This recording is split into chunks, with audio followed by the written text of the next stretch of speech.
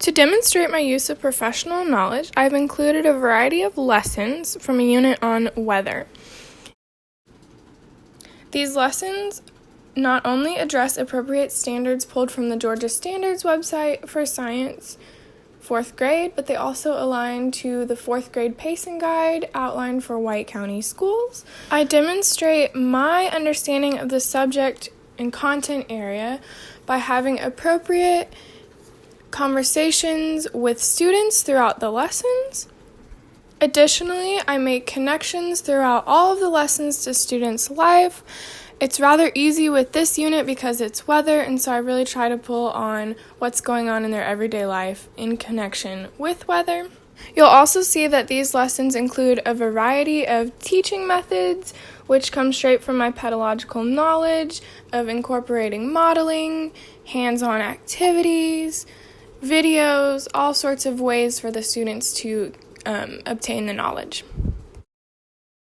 To demonstrate my use of instructional planning throughout my student internship, I selected results from a pre-assessment that was given before a unit was ever taught.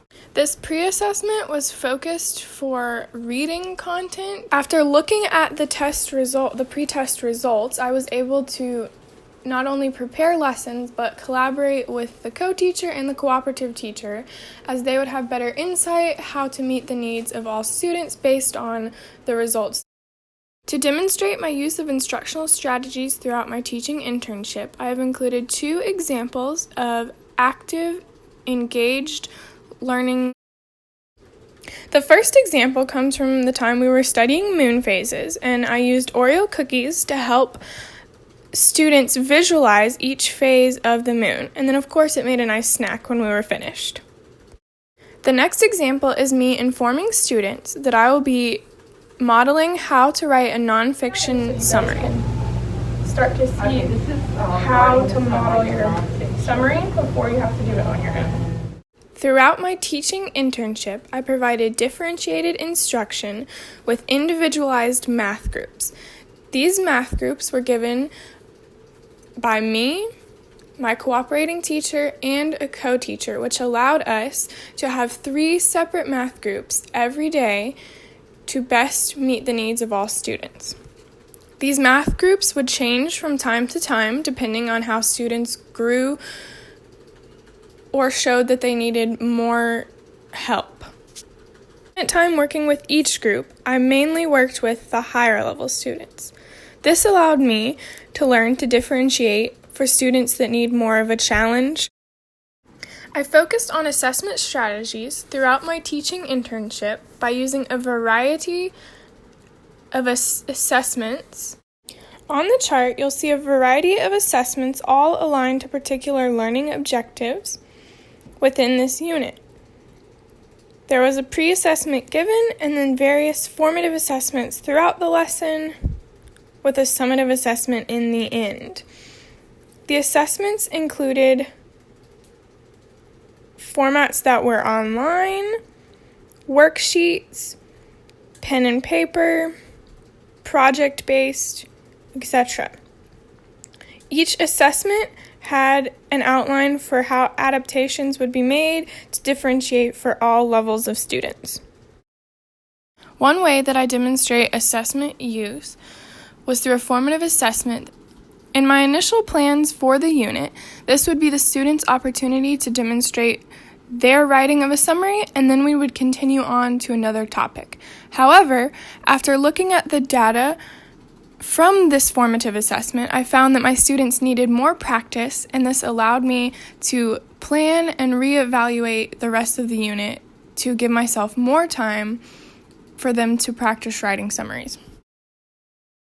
Throughout my teaching internship, I provided students with a positive learning environment.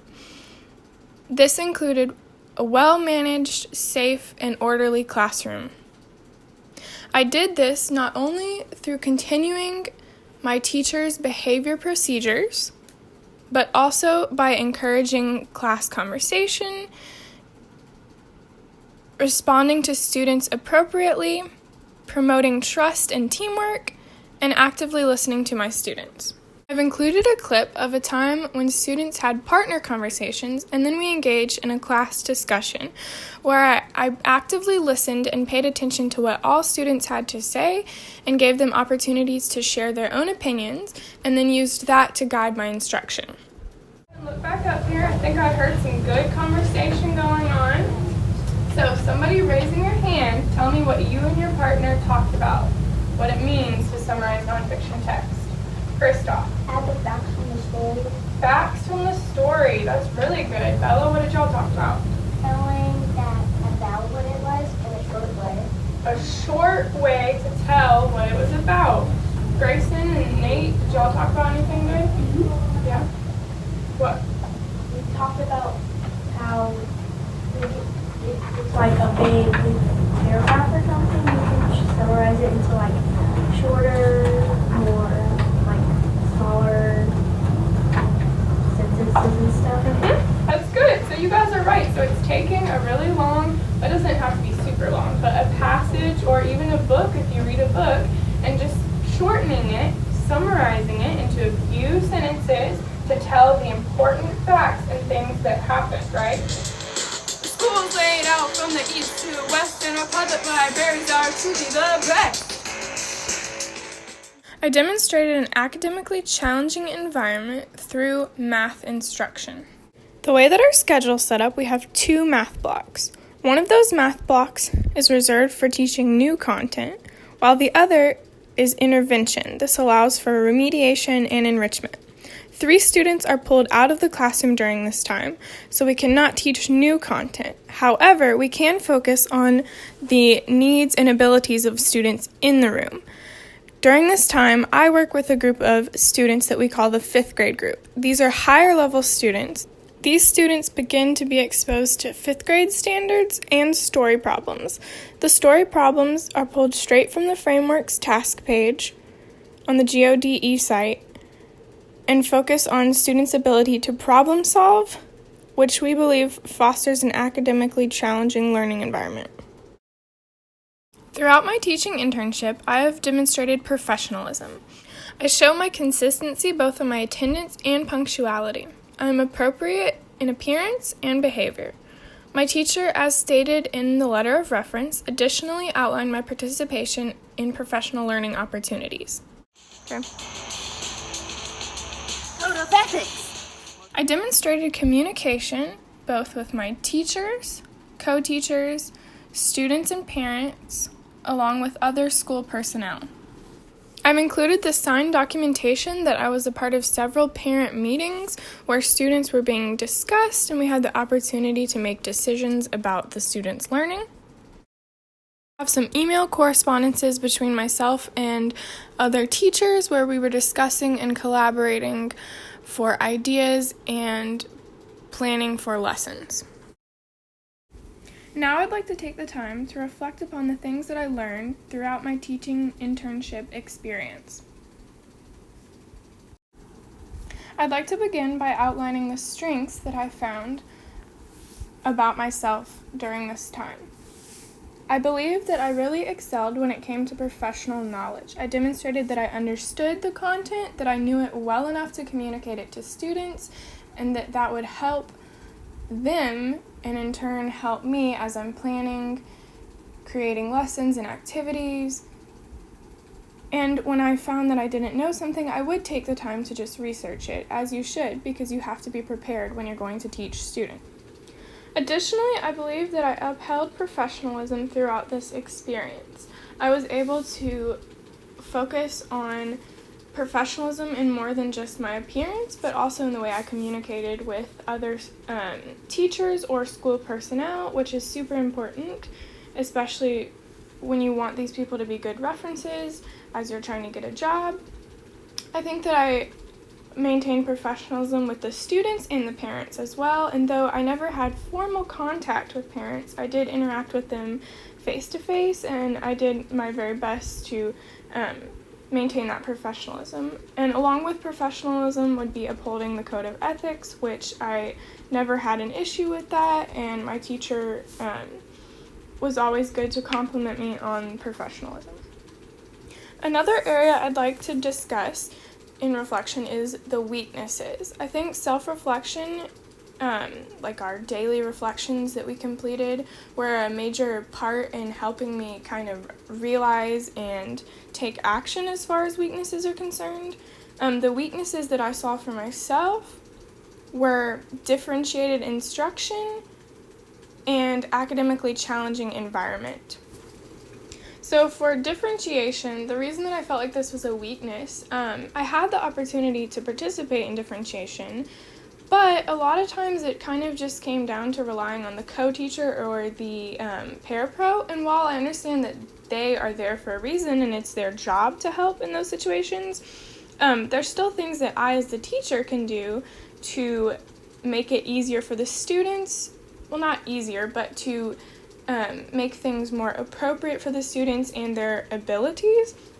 And I think I tried to do that, but sometimes I kind of forgot that, like, that could mean that I could change the assignment altogether, or that, students didn't have to be working on the exact same thing, and I really want to explore and practice that in the future.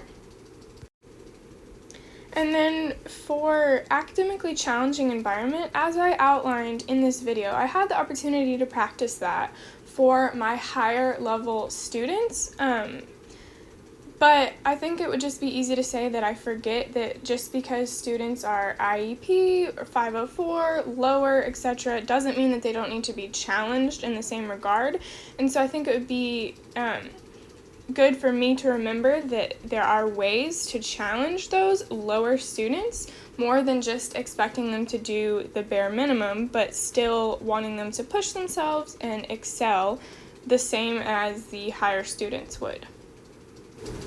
So as is true when there's any area that we have for growth, any weakness that we show, we should always be looking for ways to make improvements in those areas. And because I outlined differentiation and academically challenging environment as my weaknesses, the ways that I really believe that I can grow that is expanding my knowledge first of those areas, doing my own professional development, researching, reading articles, because there's a lot of good information out there, and I think that if I begin by being knowledgeable in these areas, it'll make it easier to then implement them. But as far as implementation goes, starting in small ways, maybe practicing making changes to the way that, like, morning work or some like less important assignments, so that I can be comfortable with these things before I expect students to also be comfortable. And they also just remembering that these don't have to be big changes as far as differentiation. For academically challenging environment, that is going to take more work and more growth, and I'm going to have to certainly become more knowledgeable on that, because honestly, aside from higher level students, I don't know how to do that. And so really taking the steps and educating myself is going to help tremendously, I feel, because right now I'm very in the dark about it, and that it's hard to do something when you don't know how to do it.